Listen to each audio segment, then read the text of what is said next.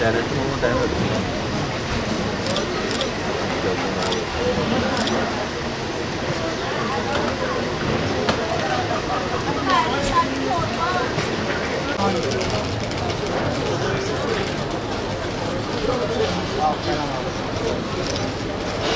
Van Kapıköy uzun yıllardır üzerinde çalıştığımız ve bir nevi onur meselesi haline getirdiğimiz, sadece kentimiz ve bölgemiz için değil ama aynı zamanda ülkemizin de doğuya açılan en önemli güzergahı olacağı kanaatiyle yoğun bir çalışma yürütüyorduk.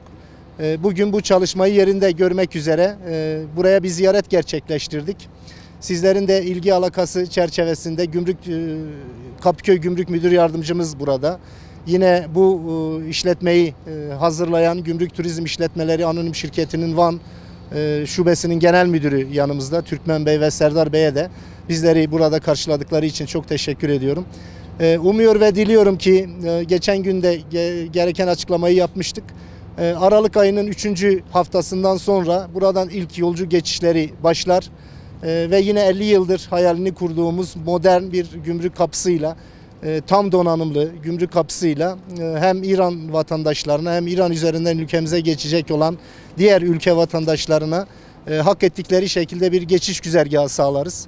Yine ülkemizden özellikle İran'a ve İran üzerinden de farklı ülkelere geçiş yapacak olan yurttaşlara modern ve rahat edebilecekleri koşullarda artık günübirlik bir geçiş güzergahı olarak değil, Türkiye'nin en modern geçiş güzergahlarından biri olacak şekilde kapının buradaki işleyişini, mevcut halini görmek üzere geldik. Hakikaten heyecan verici bir ziyaret oldu. Uzun zamandır planlıyorduk ama bu haliyle sizler de gözlemlemişsinizdir.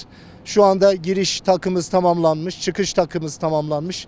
Yolcu geçiş güzergahı artık sıcak ve soğuk iklimlendirme ile insanların çok rahat, hiç rahatsız olmadan ve yine kısa sürede belki 2019 Nevruz'unda inşallah 24 saat açık olacak şekilde, devreye sokulacak şekilde inşaatı devam ediyor. Van için, bölge için, Türkiye için hayırlı uğurlu olsun.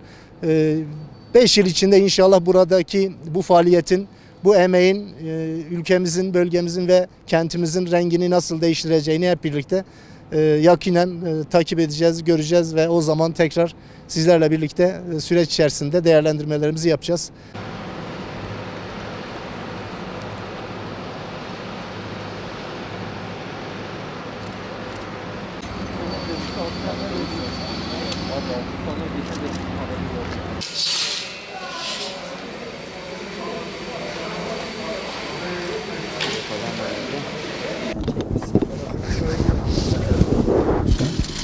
Buyurun.